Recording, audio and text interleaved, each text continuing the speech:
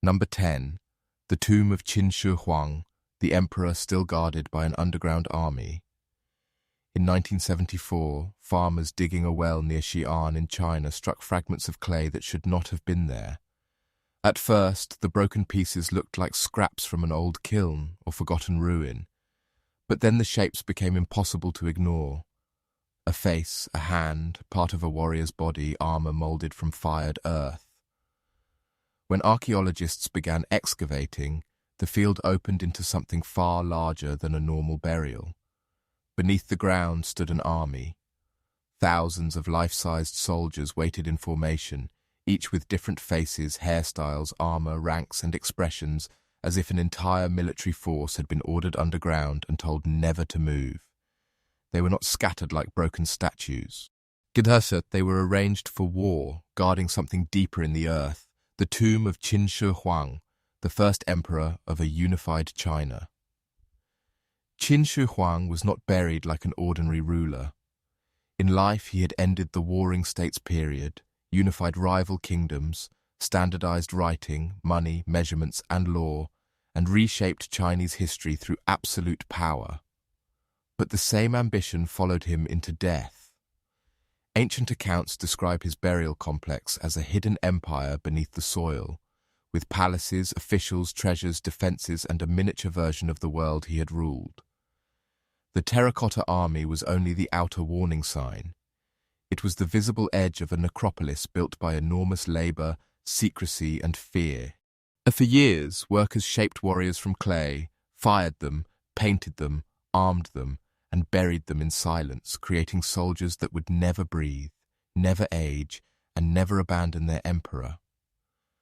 The most unsettling part is that the emperor's central tomb has still not been opened. The mound covering his burial chamber remains sealed, not because the world has forgotten it, but because what may be inside is too dangerous, too fragile, or too important to disturb carelessly. Ancient writings claim the chamber contains rivers and seas of mercury flowing through a miniature map of the empire, with the heavens above and the lands of China below. Modern tests around the mound have found unusually high mercury levels, making the old descriptions feel less like legend and more like a warning. If the accounts are even partly true, the tomb is not just a room with a coffin. It is a toxic underground palace built for a dead emperor who wanted the universe arranged around him forever. Everything about the burial feels designed against intrusion. Historical accounts mention traps, hidden weapons, rare treasures, and craftsmen sealed away to protect the secrets of what they had made. Whether every detail is literal or exaggerated, the message is clear. This was not a tomb meant to be visited. It was a closed kingdom. Even the terracotta warriors feel different when seen this way. They are not only art, they are guards. Their faces look less like decoration and more like witnesses, standing for more than 2,000 years in underground silence, while the real chamber remains beyond reach. The tomb also reveals the darker cost of immortality. Qin Shi Huang searched for ways to defeat death, sending expeditions for elixirs and surrounding himself with beliefs that promised eternal continuation. Yet the substances linked to immortality may have helped destroy him. Mercury, once treated as a path to everlasting life, was poison disguised as salvation. The emperor who tried to conquer death may have been killed by the medicine meant to preserve him, then buried beneath a monument filled with the same toxic symbol of his obsession. If he could not rule forever above ground, he would rule forever below it, with an army at his command and a hidden world arranged around his corpse. That is why the tomb of Chin Shi Huang feels like one of the ancient tombs that should never have been opened. But the outer pits have already revealed thousands of silent soldiers, a buried military machine, and a ruler whose fear of death became architecture. But the central chamber remains closed, and that closed door is the true horror. It suggests that the greatest discovery is still waiting under Earth, Mercury, and history. Modern archaeology searches for answers, but this tomb seems to ask something darker. What if some burial places were not built to be understood, but to remain untouched? More than 2,000 years later, the soldiers are still standing, the chamber is still sealed, and the first emperor of China is still refusing to surrender his dead kingdom. Number 9, the tomb of Tutankhamun, the pharaoh whose opening became a curse. In November 1922, after years of searching in the Valley of the Kings, Howard Carter found a stairway cut into the desert floor. The steps led down to a sealed doorway marked with ancient impressions, and behind that door was a passage filled with rubble. When Carter reached the second sealed door and made a small opening through it, he saw something that seemed impossible. Gold, animal shapes, strange furniture, chariots, statues, and objects glittering in the darkness after more than 3,000 years. When asked if he could see anything, Carter answered that he saw wonderful things. But wonder was only the first layer. What he had found was not just treasure. It was the tomb of a dead king whose name would become tied forever to one of archaeology's most famous fears. But Tutankhamun had not been a powerful pharaoh in life. He came to the throne as a child, ruled during a fragile period after religious upheaval, and died young under circumstances that still invite debate. His tomb was small compared with the grand burial places of stronger kings, and it may have been prepared quickly after his unexpected death. Yet the chamber was packed with wealth beyond imagination. Golden shrines surrounded his burial. His coffin lay inside layers of protection. His famous mask covered the face of a king who had been dead since adolescence. Statues guarded the entrance. Weapons, beds, jewelry, food, clothing, games, and ritual objects filled the rooms as if the Egyptians had tried to provide an entire afterlife in miniature. The tomb was not silent emptiness. It was a crowded world waiting in the dark. The disturbing part was how intimate everything felt. The loose sandals, the walking sticks, the child-sized throne, the fragile remains of food, and the personal objects placed beside him made the pharaoh feel less like a distant ruler and more like a boy trapped inside a golden prison. The wealth was overwhelming, but so was the sense of interruption. Priests had sealed him away with layers of ritual meant to carry him into eternity, and modern hands were now pulling that eternity apart piece by piece. Every object removed from the chamber broke a system that had been designed to remain whole. The Egyptians did not build these tombs as museums for the future. They built them as machines for the dead, and Carter's team had stepped into the machinery while it was still symbolically running. Then the deaths began to shape the story. A Lord Carnarvon, the sponsor of the excavation, died only months after the tomb was opened, and newspapers seized on the timing. The idea of a pharaoh's curse spread faster than any official explanation could stop it. Other misfortunes were pulled into the legend. Illnesses, accidents, strange deaths, frightened servants, rumors of warnings carved inside the tomb, and stories of lights going out in Cairo when Carnarvon died. Many details were exaggerated or invented, but that hardly mattered. The tomb had already entered the imagination as a place that punished intrusion. The more scholars tried to explain the curse away, the more powerful it became in public memory. What made the curse believable to so many people was not only superstition, it was guilt. The opening of Tutankhamun's tomb forced the modern world to confront the violence hidden inside discovery. A burial made for the dead had become a spectacle for the living. Sacred objects were catalogued, photographed, packed, moved, displayed, argued over, and transformed into symbols of fame and possession. The boy king, who had been sealed away to survive death, became one of the most exposed bodies in history. His face was printed, copied, studied, sold, and stared at by millions. The curse may not have been carved on the wall, but the unease was real. Something private had been opened, and the world could not stop looking. That is why the tomb of Tutankhamun still feels like it should never have been opened. Not because every death around it proves a supernatural punishment, but because the discovery revealed how easily awe can become violation. The golden mask became beautiful because it survived. The tomb became famous because it was broken. Tutankhamun's afterlife was supposed to be eternal, sealed, protected, and hidden from disturbance. Instead, the opening of his tomb made him immortal in a way no ancient priest intended. not as a king ruling the next world, but as a dead child displayed before this one. The curse of Tutankhamun may not have killed everyone who touched the tomb, but it did something more lasting. It made the modern world wonder whether some doors become dangerous the moment we decide we have the right to open them. Number 8. The tomb of the Red Queen of Palenque, the woman buried in poison-colored dust. In 1994, archaeologists working inside Temple 13 at Palenque, an ancient Maya city hidden in the jungles of Chiapas, Mexico, found a sealed corridor leading toward a chamber that had not been opened for centuries. The air inside was heavy, the stone passage narrow, and the deeper they moved, the more the place began to feel less like a tomb and more like a deliberate secret. When they reached the burial chamber, they found a sarcophagus guarded by the remains of sacrificed attendants, people who had been placed there to accompany someone of extraordinary importance. Then the lid was lifted, and the archaeologists saw red. Not a painted wall, not a cloth, not a jewel, but a human skeleton, completely covered in brilliant crimson powder, so intense that the woman inside the coffin looked as if she had been buried in blood. The substance was cinnabar, a mineral made from mercury sulfide, valued by ancient cultures for its deep red color and its connection to blood, death, rebirth, and sacred transformation. It was beautiful, but it was also toxic. The woman's bones, ornaments, and burial space had been saturated with it so heavily that her remains seemed to glow with a dangerous afterlife.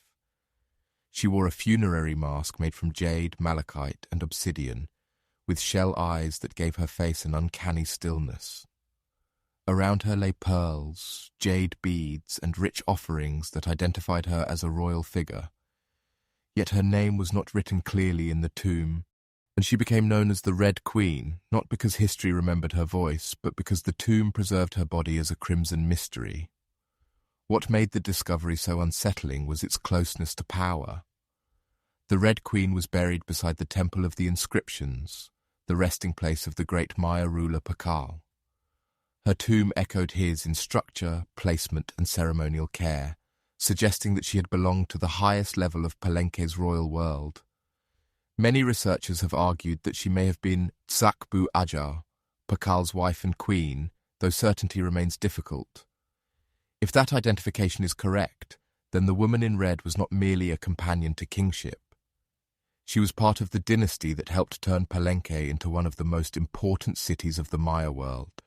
But unlike Pakal, whose name and image survived in monuments, she was found as a body transformed by poison-colored dust, powerful enough to be buried like royalty, yet silent enough to become a question. The sacrificed attendants deepened the darkness of the chamber. One young woman and one child had been placed near the sarcophagus, likely killed to accompany the Red Queen into death. Their presence turns the tomb from a royal burial into something harsher, a system in which status did not end at the grave, and the living could be forced to serve the dead beyond the boundary of life. The Queen's afterlife was not imagined as a lonely journey. It was furnished with jewels, sacred color, and human lives. Every object in the chamber suggested reverence, but every sacrificed body suggested fear. To open the tomb was to step into a world where death did not dissolve hierarchy. It preserved it. The cinnabar itself gives the burial its most haunting character. Red can mean life, blood, sunrise, power, and regeneration, but in this tomb it also meant danger.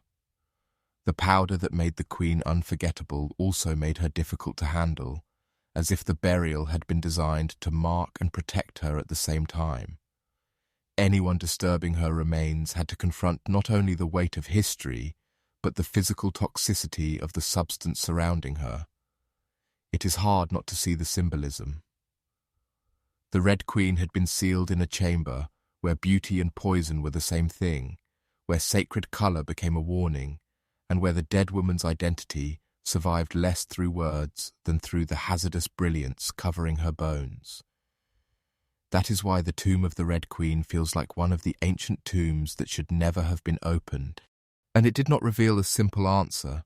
It revealed a royal woman whose name remains debated, attendants who may have died for her journey, and a body transformed into a red icon of Maya power. The chamber was not only a grave, It was a performance of status, sacrifice, and rebirth, sealed beneath stone until modern hands broke the darkness. The Red Queen had waited in silence for more than 1,000 years, her face hidden behind jade, her bones buried in cinnabar, her story locked between devotion and violence. And when the tomb was finally opened, the first thing the living saw was not her name. It was the color of blood. Number 7. The tomb of Amphipolis, the Greek mystery built for someone too important to name. In 2012, archaeologists excavating near Amphipolis in northern Greece began uncovering a burial monument so large that it immediately felt out of place. The mound, known as Castor Tomb, was enormous, surrounded by a circular marble wall and built with a level of expense that suggested someone of extraordinary importance had been placed beneath it. As the team moved deeper, the entrance revealed 2 sphinxes guarding the passage, their bodies set like silent sentries before a sealed world. Beyond them stood caryatids, carved female figures blocking the way with broken arms and solemn faces. A mosaic floor showed the abduction of Persephone, the queen of the underworld, pulled toward death by Hades himself. Every layer of the tomb seemed to say the same thing. Whoever was buried here was not meant to be forgotten, but they were also not meant to be reached easily. The monument dated to the late 4th century BCE, the age of Alexander the Great and the violent struggle that followed his death. That timing made the tomb dangerous before the body was even identified. This was the period when generals fought over empire, queens were murdered, heirs disappeared, and loyalty could become a death sentence overnight. A tomb of this scale could not belong to an ordinary citizen. It belonged to someone tied to power, conquest, dynastic memory, or political fear. Yet the deeper archaeologists went, the more the tomb resisted a simple answer. The chamber had been disturbed in antiquity. Bones were found, but not in the clean arrangement people hoped for. But remains from more than one individual appeared inside, including a woman, men, an infant, and cremated material. Instead of solving the mystery, the tomb multiplied it. What makes Amphipolis so unsettling is the silence around its owner. Ancient Greece was a world obsessed with names, honors, lineage, and memory.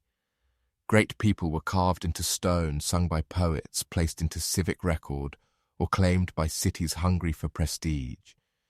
But here was a monument of overwhelming ambition built for someone whose identity was either lost, hidden, or deliberately erased.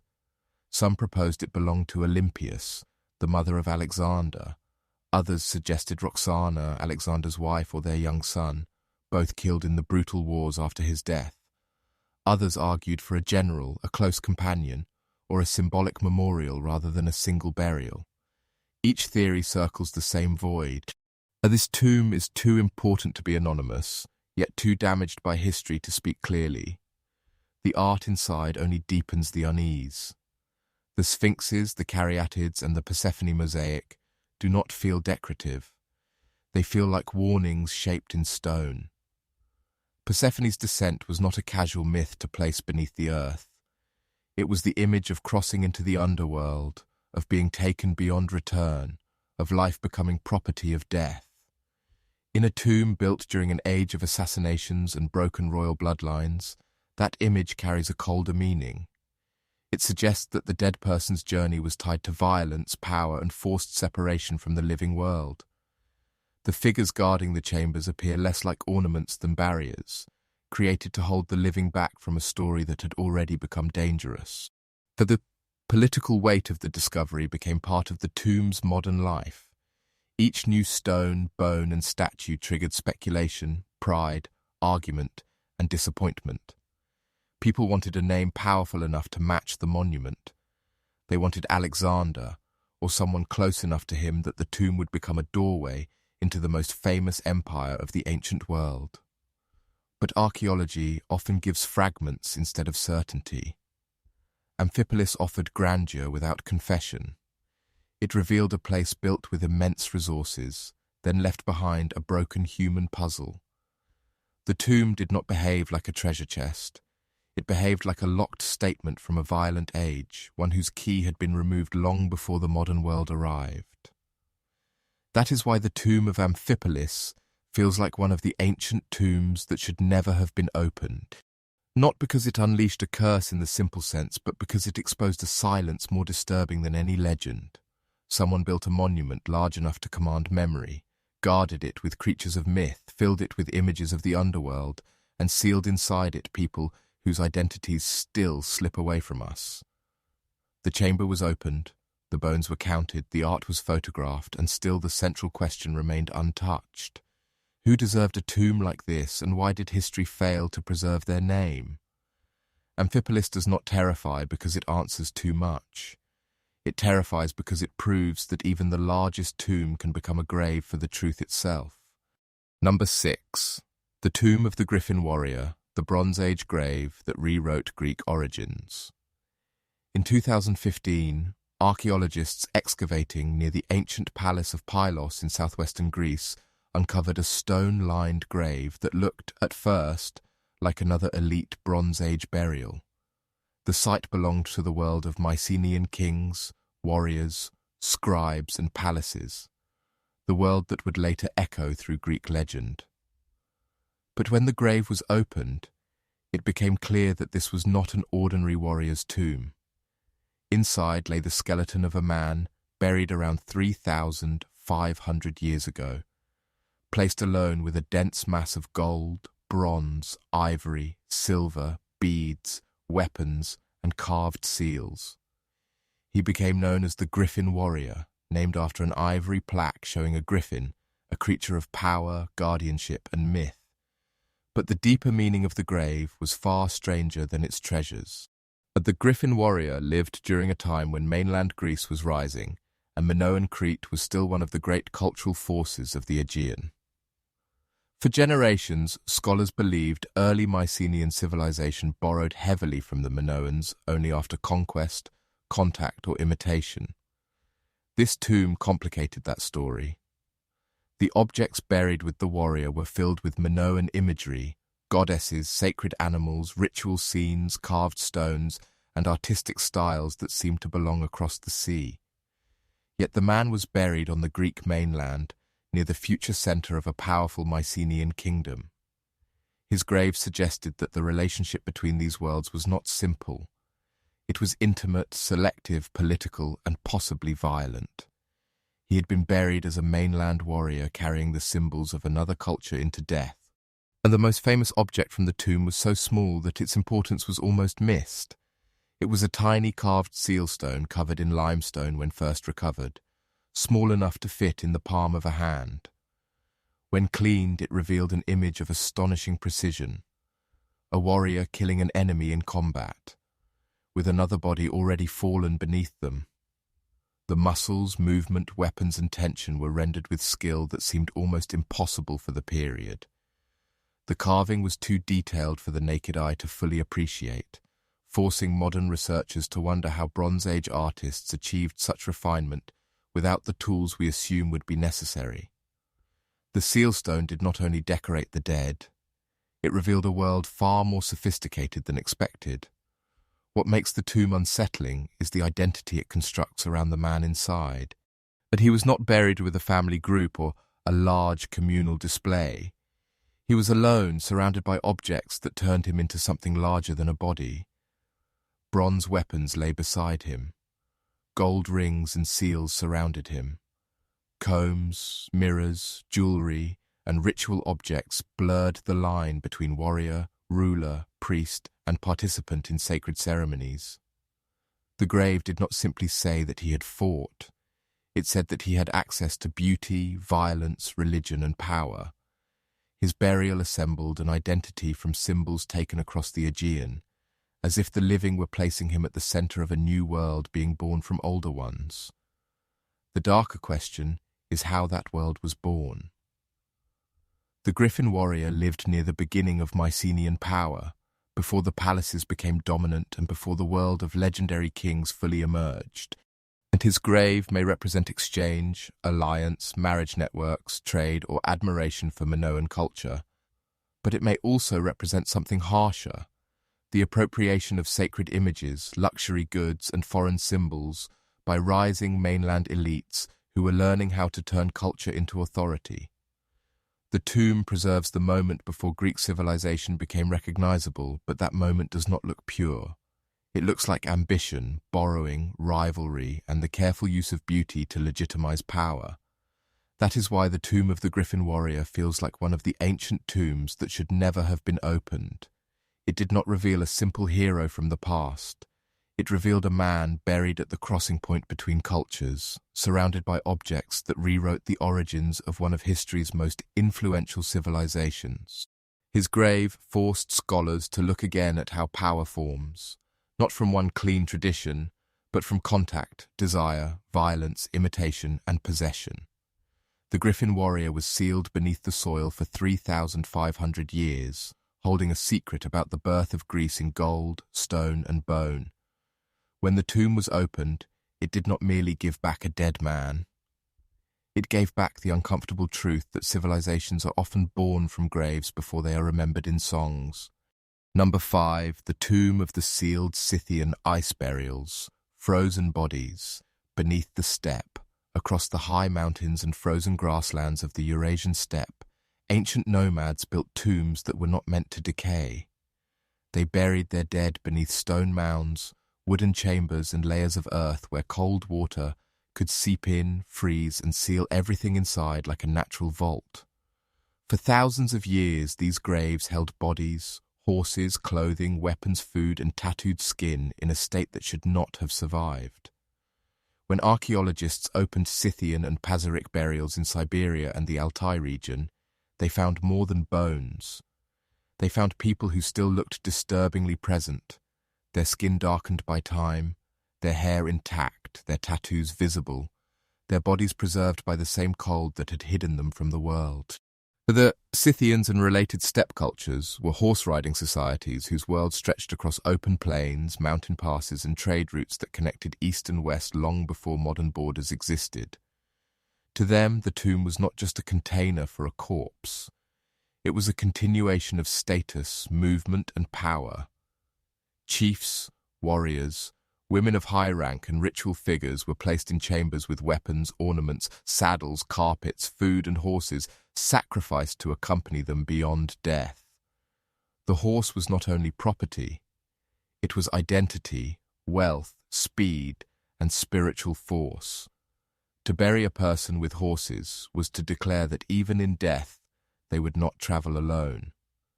What makes the ice burials so disturbing is the preservation. In ordinary graves, time reduces the dead to fragments. In these frozen chambers, time behaved differently. Flesh survived. Skin survived. The clothing survived. Intricate tattoos of animals, predators, deer, griffins, and mythical beasts remained on arms and shoulders, turning the dead into maps of a belief system no living witness can fully explain. The designs were not casual decoration. They were symbols of protection, transformation, and connection between human life and the animal world. A body became a surface where the steppe wrote its sacred language. When the ice finally melted under modern tools, those symbols returned with the dead. But the tombs also preserved violence. Many burials included sacrificed horses arranged with care, their harnesses decorated, their bodies placed as companions for the journey after death. Some graves suggest that attendants or servants may also have been killed or buried to continue serving a powerful person beyond the grave. But the beauty of the objects cannot erase the brutality of the system that produced them. Gold, felt leather, wood, silk, tattoos, and frozen flesh all point towards societies where rank followed people into death, and where one burial could demand animals, labor, wealth, and possibly more than one life. The ice itself became the final guardian. In some cases, robbers entered ancient tombs long before archaeologists arrived, stealing valuables while leaving behind the frozen remains they could not use. Yet even disturbed tombs kept secrets. The cold preserved what thieves ignored: the body, the clothing, the wounds, the tattoos, the horses, and the ritual arrangement. Opening these graves feels different from opening ordinary burials. It feels like breaking a seal made by climate, ritual, and stone. The dead were not waiting as skeletons, and they were waiting with skin, symbols, and companions still attached to the world they had left. Today, these tombs carry another fear. The same ice that preserved them is no longer stable. Warming ground threatens to thaw the frozen chambers before they can be studied, turning perfect preservation into collapse. What survived for more than 2,000 years can be lost in a single generation. This makes every opened ice tomb feel like both discovery and damage. To study the body, the seal must be broken. To leave it untouched, the thaw may destroy it anyway. That is why the sealed Scythian ice burials feel like tombs that should never have been opened, and yet may not survive if they remain closed. They preserve tattooed bodies, sacrificed horses, frozen wealth, and beliefs carried across the steppe by people who lived between history and legend. And they remind us that the dead were not always placed in the ground to disappear. Sometimes they were placed there to continue traveling, guarded by ice, animals, and symbols no one living can fully read. For centuries, the frozen tombs kept their silence. Now the ice is breaking, and the riders of the ancient steppe are returning with their tattoos still on their skin. Number 4. The tomb of the Lady of Dai, the mummy that should not have survived.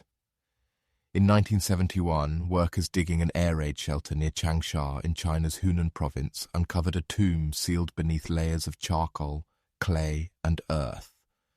At first, it seemed like another elite Han dynasty burial, hidden under a mound and protected by careful engineering. But when archaeologists opened the chambers of Mawangdui, they realized they had entered something far stranger than a noble grave. The tomb contained lacquered coffins nested inside one another, silk banners, painted boxes, food, medicines, clothing, manuscripts, and objects arranged with the care of a household prepared for eternity. At the center was the body of a woman who had died more than 2,000 years earlier. Her name was Xin Jui, the Lady of Dai, and when her coffin was opened, she did not look like a skeleton from the ancient world. She looked like a body that had somehow refused to fully die. The preservation was almost impossible.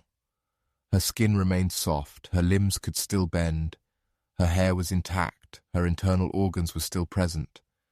Blood remained in her veins. Doctors who examined her body were able to identify heart disease, gallstones, parasites, and other conditions that belonged not to a mythic queen, but to a real woman who had eaten, suffered, aged, and died. Even her last meal could be reconstructed from the contents of her stomach. This was not the dry, rigid survival of a desert mummy or the leathery face of a bog body. Lady Dai had been preserved in a way that made death feel incomplete, but she had been sealed in an environment so controlled that decomposition slowed into something almost unnatural, turning her tomb into one of the most disturbing laboratories of ancient burial ever found. The tomb itself explains part of the miracle, but not all of it. Her body had been wrapped in layers of silk and placed inside multiple coffins, each fitted into the next like barriers against time. The burial chamber had been packed with charcoal and sealed in thick white clay, cutting off air, moisture, bacteria, and the outside world. A mysterious liquid filled the innermost coffin, surrounding the body in a substance that researchers still debate. Everything about the tomb suggested a deliberate attempt to preserve not only status but presence. The Lady of Dai was not placed in the ground as someone meant to vanish, and she was placed there as someone meant to continue existing, surrounded by food, servants in symbolic form, fine clothes, cosmetics, medicines, and the comforts of a life she was expected to carry beyond death.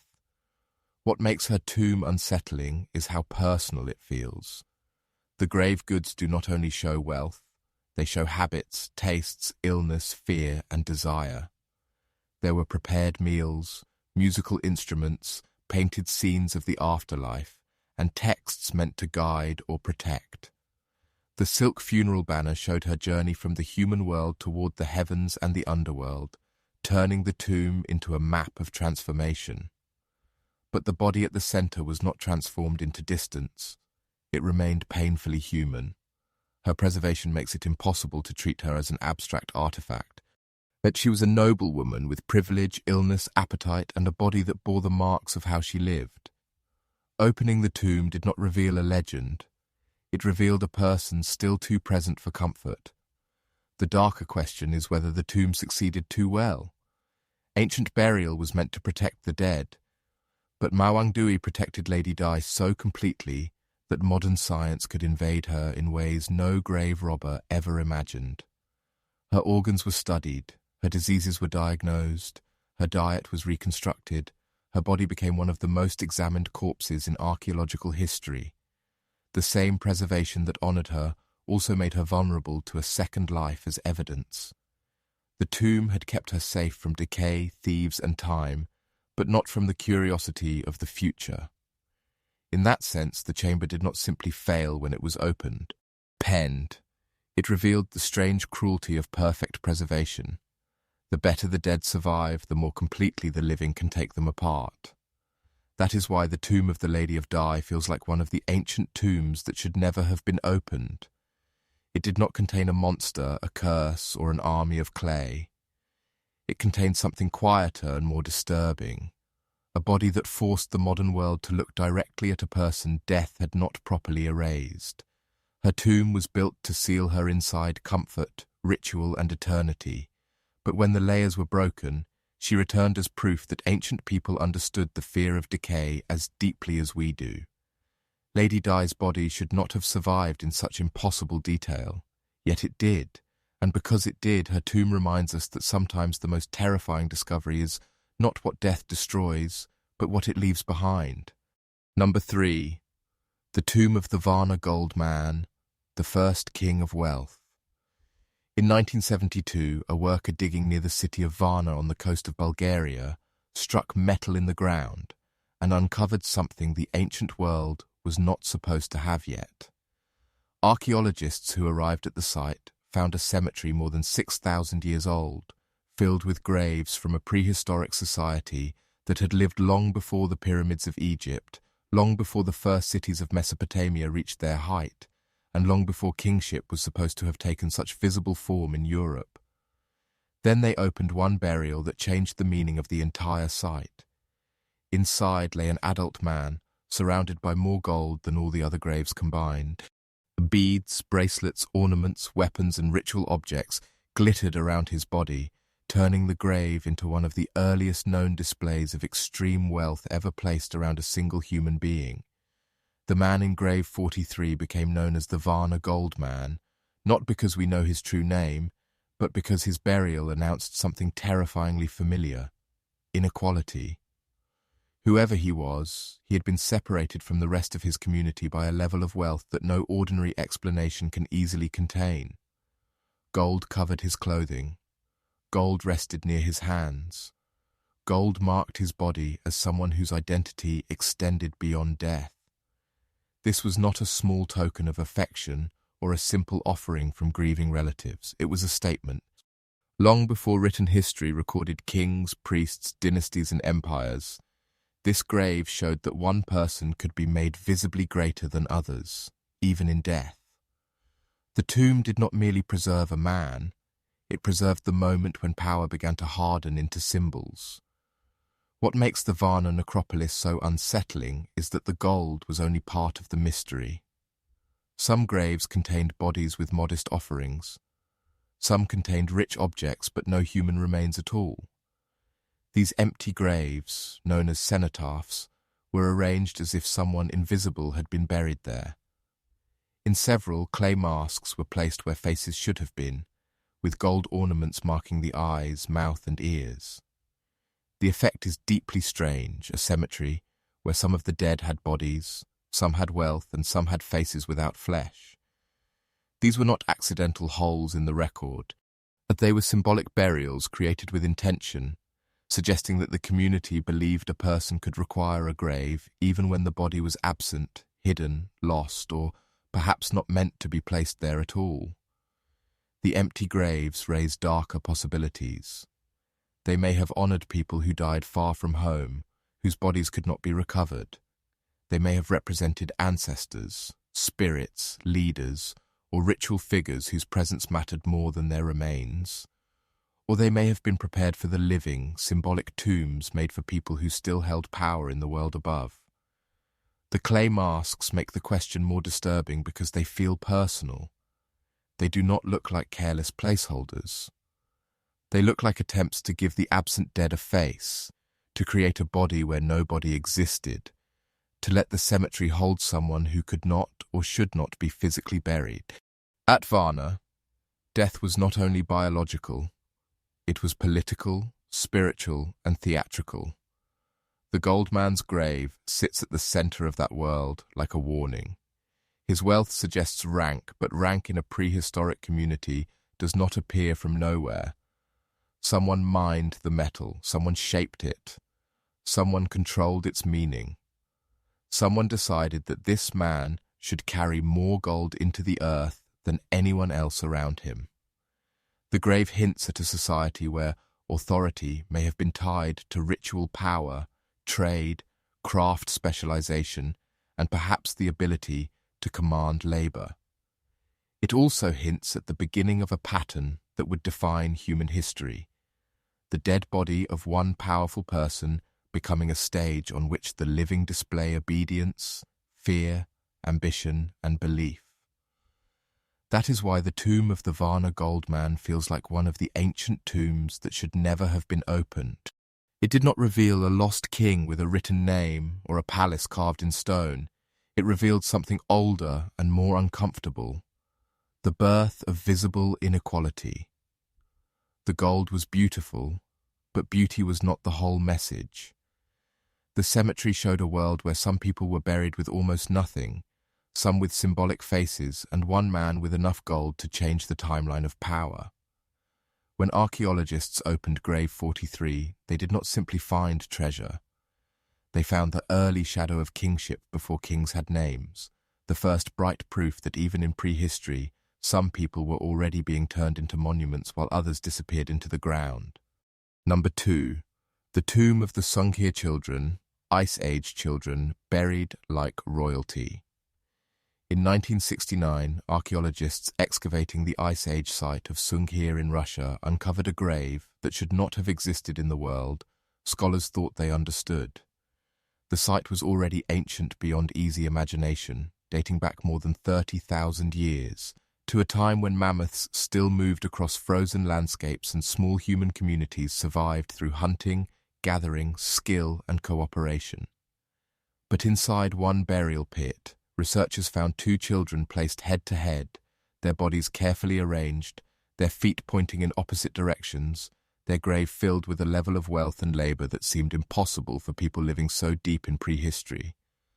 They were not buried like ordinary children, and they were buried like figures of power, wrapped in thousands of handmade beads surrounded by weapons, ornaments, and ritual objects that turned their small bodies into one of the strangest burials ever found.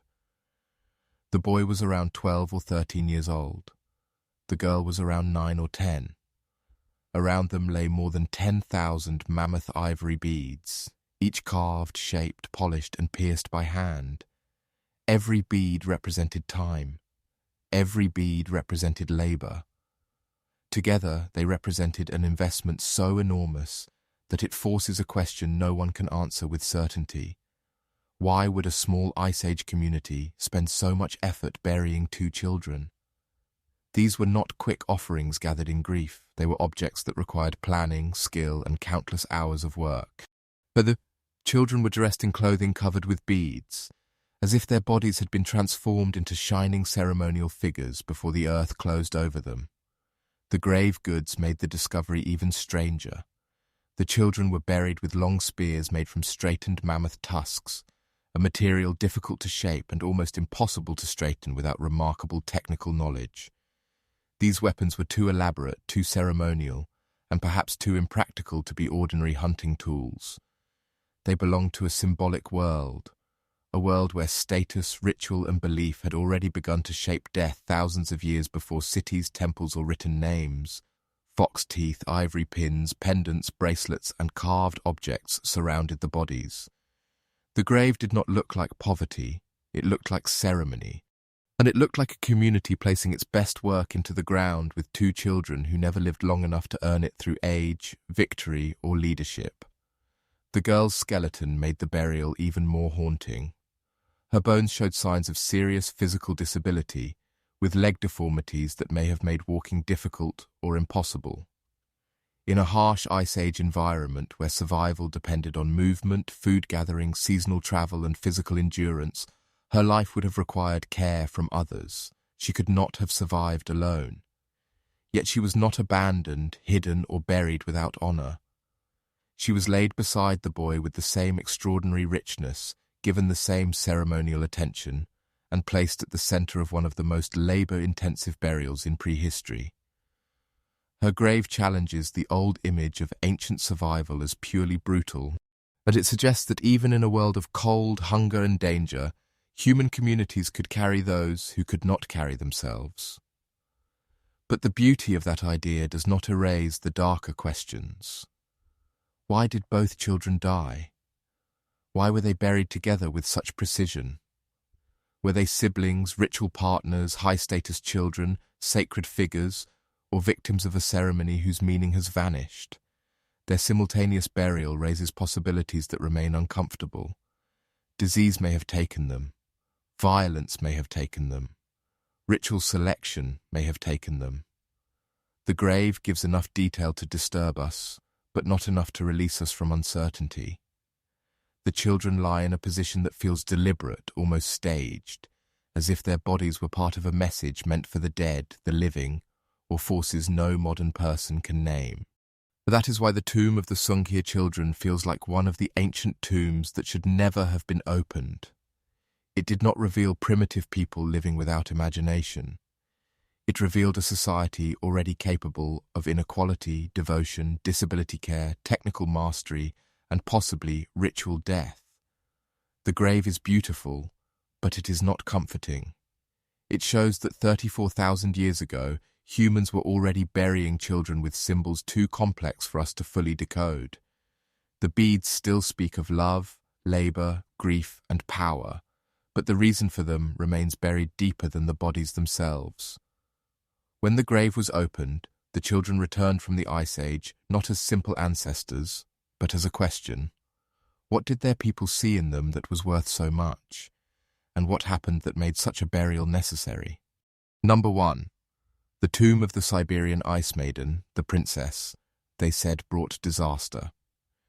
In 1993, archaeologists working on the Ukok Plateau in the Altai Mountains opened a frozen burial chamber that had been sealed beneath stone, earth, and ice for more than 2,000 years. The place was remote, high, and sacred to the people who lived around it, a landscape of wind, mountains, and silence near the borders of Russia, China, Kazakhstan, and Mongolia. Inside the chamber lay a young woman buried by the ancient Pazyryk culture, a nomadic people connected to the wider Scythian world of horsemen, tattoos, sacrificed animals, and steppe rituals. Her grave had flooded long ago, then frozen solid, turning the tomb into a block of ice that preserved what time should have destroyed. When the ice was cut away, she emerged with skin, hair, clothing, and tattoos still visible, as if the mountain had not buried her, but kept her. Everything about the burial suggested status. She had been placed in a wooden chamber, dressed in fine clothing, with grave goods arranged around her, and horses sacrificed nearby to accompany her beyond death. Her tattoos were the most unforgettable part of the discovery. Across her shoulder and arm were animals transformed into mythical beings, deer with impossible antlers, creatures with mixed features, symbols of a world where human life, animal power, and spiritual protection were tied together. These were not random decorations. They were marks placed on living skin, signs of identity, belief, and perhaps sacred authority. Even after more than 2,000 years, the ink remained, carrying a language no living person can fully read. The examination of her body made the discovery more intimate and more painful. She had died young, likely in her 20s, and later study suggested that serious illness had spread through her body before death. Her final months may have been marked by pain, weakness, and attempts to dull her suffering. This was not simply a frozen princess from legend.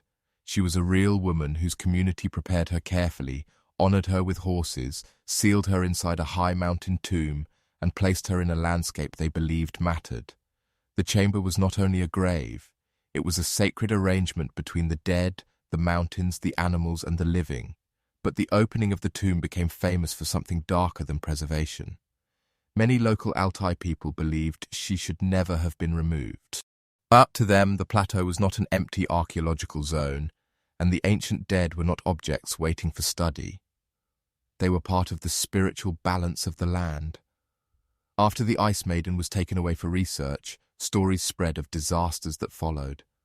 Earthquakes, floods, accidents, and misfortunes that local voices connected to the disturbance of her grave. Outsiders could call these events coincidence. To the people who had warned against the removal, they looked like proof that the tomb had been opened against the will of the place itself. Her story reveals one of archaeology's hardest questions. Who owns the dead? The scientists who study them, the state that controls the land, the museum that preserves them, or the communities who believe those remains still belong to a sacred world? The Ice Maiden became more than a mummy, and she became a symbol of the tension between knowledge and violation. Her preserved body could answer questions about ancient disease, clothing, tattoos, migration, and ritual, but every answer came from someone many believed should have stayed beneath the ice. The more perfectly she survived, the more difficult the question became. That is why the tomb of the Siberian Ice Maiden belongs at number 1. It contained preservation, beauty, illness, sacrifice, sacred geography, and a warning that did not end when the excavation was finished. Her tomb was opened in the name of discovery, but the reaction showed that some graves are not only archaeological sites, they are boundaries. The Ice Maiden had been placed beneath the frozen plateau by people who believed the dead belonged to a world connected to animals, mountains, spirits, and power. When the living opened her tomb, they did not only uncover a body, they disturbed a relationship. And whether the disasters were curse, coincidence, or memory shaped by grief, the result was the same. The mountain gave back its dead, and the living were never able to agree that they had the right to take her.